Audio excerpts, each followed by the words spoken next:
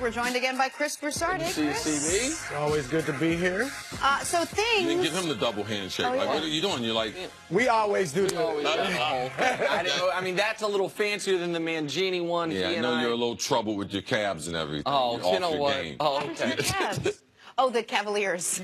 You thought he meant my calf muscles? Yeah, because we're talking about Boogie Cousins. Oh, that was What up, Achilles. I love you so much. What happened to your calves? Is there a strain? You need some pliability training? I really did. I was like, you stood up and then you sit Thank you down. so much for the concern. It touches my heart.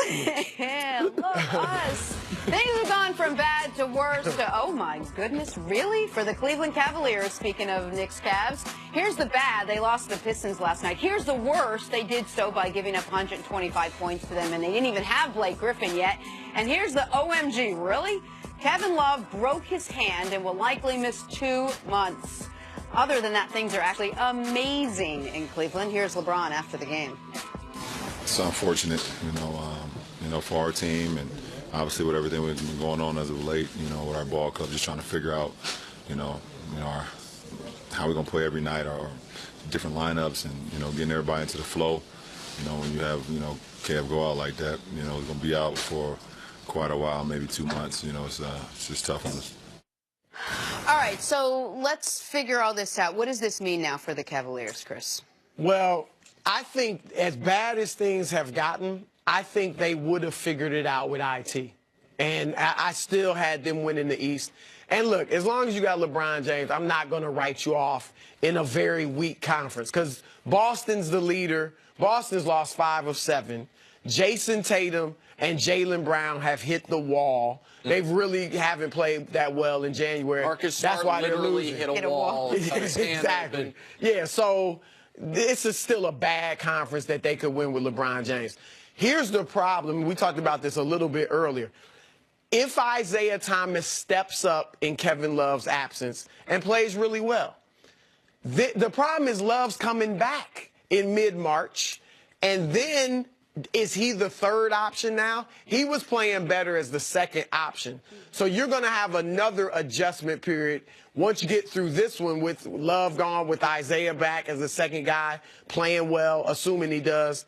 Then Love steps in, and everything gets mixed up again. So that's one of the main concerns I have with them. They lose a lot with Love in addition to the numbers. He spreads the floor on offense. He exploits smaller defenders in the post that nobody else on that team can do. Who you replacing him with? Jay Crowder, Channing Frye? I mean, this is a problem, and they're going to find this out. The thing is, though, Love being the third option has been the status quo for them up until this season. He's been third option. You had a much better second option. Oh, I totally agree with you. I just mean for Kevin Love, it's not like he's become used to being the second option. He was the second option of his 3.5 years in Cleveland for just half a year, just for the beginning of this season. I do think this gives Isaiah Thomas a better chance to get back to what's his ceiling? 75% of what he was last year? Call it that? Like, he's never going to be, even if he didn't get hurt, he wasn't going to be what he was last year again. Well, not points per game. He could have played as well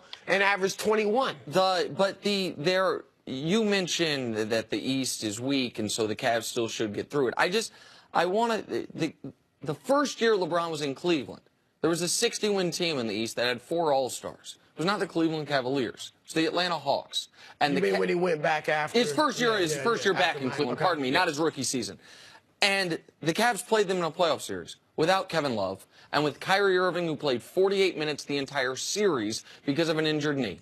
And they swept them. The question, as bad as it is for the Cavs, I still have no concern about them getting through the East. Now, how they match up with any team in the West, I know you give them no shot. I give them more than no shot, but less of a chance than they've had in the last few seasons. But the Kevin Love injury is bad. There's no way to spin it as good. But I don't think it for me, doesn't change any playoff series up until the NBA Finals. It might not change the playoff series, but if we talk about a team not playing very good basketball, also, how many games do we think they're going to win? Because regardless if you think they're better than, if they slide past the number 4 seed. Which is possible. Yes. Oh, yeah. Okay, so that's my concern. So regardless if you think they're better, you play all the series where you don't have home court advantage.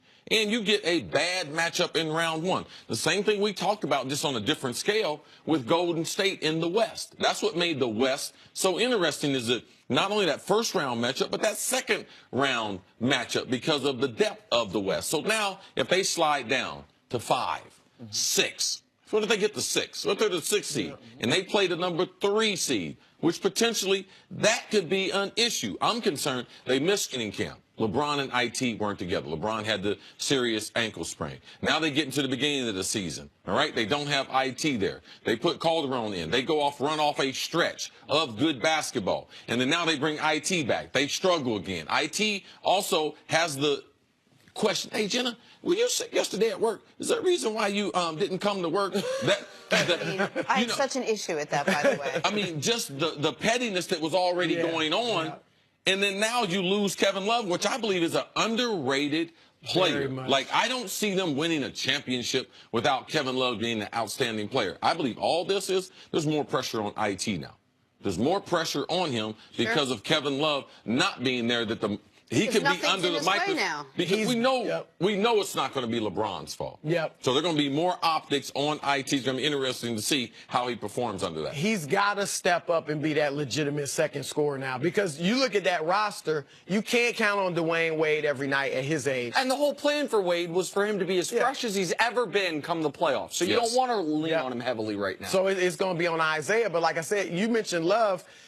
His first 3.5 years, he was great for a third option, 18 points, 10 rebounds a night, but he was inconsistent because that's what third options are. He was playing, I think, the best ball of his career before IT got back. As the second option. Yes, as the definitive second option, because you know you're getting a certain amount of touches, looks, plays called for you the whole 9 yards, and he was at center. Now that's going to all be changed if Isaiah, even if he plays well, it's going to be a problem when Love gets back. Could they have won? How far could they have gone with Kevin Love as their second option all the way? Without Isaiah? With Isaiah, but with Isaiah not as your second option. I think they could win the East. I don't think they can beat Golden State, but I think they could win the East. Here's the thing, I still give them a which shot. makes talking about the Cavs very difficult. If you are from anywhere from where I am on LeBron and the Cavs to everything short of where our friend Skip is, guess what? Almost everyone's got him winning the East. What if Kevin Love's out for the year? Yeah, they got LeBron. They're probably going to win the East. Like the question is, can they beat the Warriors or the Rockets, whomever it is? Like we're judging it on that fine margin. 2 weeks in June that we're far away from. Now, the question I have for you is this, though. Does this injury affect their trade deadline plans? That trade deadline is in 10 days, 9 days. I don't see them making any major significant moves. Now, even if they bring in, the Clippers have been saying they will not give them DeAndre Jordan unless they get that Brooklyn pick. Now, does that change? I wouldn't give up the Brooklyn pick. Does that change? Do the Clippers decide, you know what? They're just negotiating. They called our bluff. They already could have 2 lottery picks. We'll give you DeAndre just for your pick and some other players. Maybe that happens. DeAndre Jordan, to me, doesn't get them above the Warriors. I disagree. I don't think anyone discusses, most people in the league now aren't discussing the Cavs as far as beating the Warriors. When we talk about are the Cavs going to be all right, most people are thinking, will they reach the finals? And will they beat the Warriors? I agree most people think they're going to beat the Warriors. My point is, even the people that are skeptical of the Cavs, I think most still believe, but they're going to make the finals. There's a growing number, though, that are doubting. You're doubting. A number of people that are going to be wrong. All right, Chris, thank you so much for joining us today. I got that corner. We on that corner. And there's not enough room for everybody. I've never been on a corner where there's not enough room for everyone. Coming up, hey, guess what? Cowboys tight end Jason Witten will join the show. He's got a lot to say. He's hanging out and getting ready for us. Next time, First Thing First. Good-looking guy.